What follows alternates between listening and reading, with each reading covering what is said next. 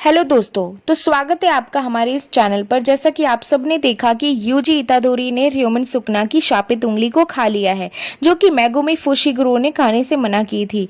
र्योमन सुकना की शापित उंगली को खाकर भी किसी तरह यूजी अपने बॉडी पर वापस कंट्रोल पा लेता है और यूजी की इस पावर को देखकर सुकना भी हैरान हो जाता है।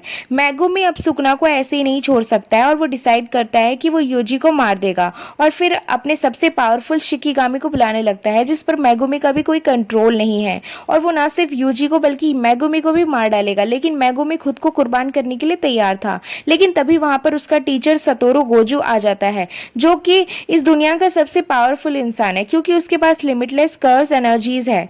गोजू ये देखकर हैरान था कि सुगुना की उंगली खाकर भी यूजी जिंदा है और पूरी तरह से कंट्रोल में है। अब जुजुत्सु रूल्स के मुताबिक कोई भी इंसान जो कर्स ऑब्जेक्ट खा लेता है उसे तुरंत मरना होगा और गोजो ये देखना चाहता था कि यूजी सुगुना पर कंट्रोल कर सकता है या नहीं। इसलिए वो यूजी को इस सुगुना के साथ स्विच करने को बोलता है। इसके बाद सुगुना गोजो पर हमला कर देता है, लेकिन गोजो अपने कमाल की स्पीड से सुगुना के सारे हमलों से बच जाता है। थोड़ी देर बाद यूजी आराम से अपनी बॉडी पर वापस कंट्रोल कर लेता है, जिसके बाद गोजो उसे बेहोश कर देता है और मेगुमी को बताता है कि यूजी में सुगुना तक को कंट्रोल करने की ताकत है, जो कि एक करिश्मे से कम नहीं है। अगले दिन हम जुजुत्सु हाई को देखते हैं, जो कि जुजुत्सु सॉर्सर्स का स्कूल है जिसमें गोजो ने भी पढ़ाई की थी। इन स्कूल में जो लोग मैनेज करते हैं उन्हें हायर अप कहा जाता है, जो कि यहाँ के रूल्स मत बनाते हैं।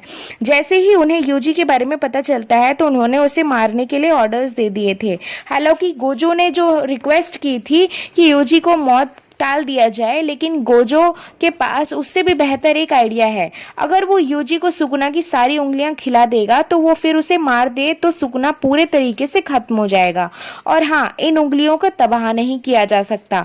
और अब यूजी के पास दो ऑप्शन है, या तो वो अभी मर जाए या तो वो इस दुनिया से सुगुना को खत्म करके मारा जाए।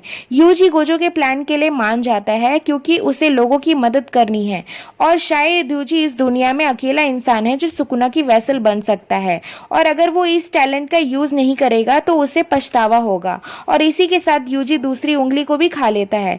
फिर वो लोग जुजुत्सु स्कूल जाते हैं, जहां पर प्रिंसिपल यागा के साथ इंटरव्यू के बाद यूजी का इस स्कूल में फर्स्ट ईयर में एडमिशन हो जाता है। और इस स्कूल में सिर्फ 3 लोग थे, दूसरा मेगुमी और तीसरी नोबारा।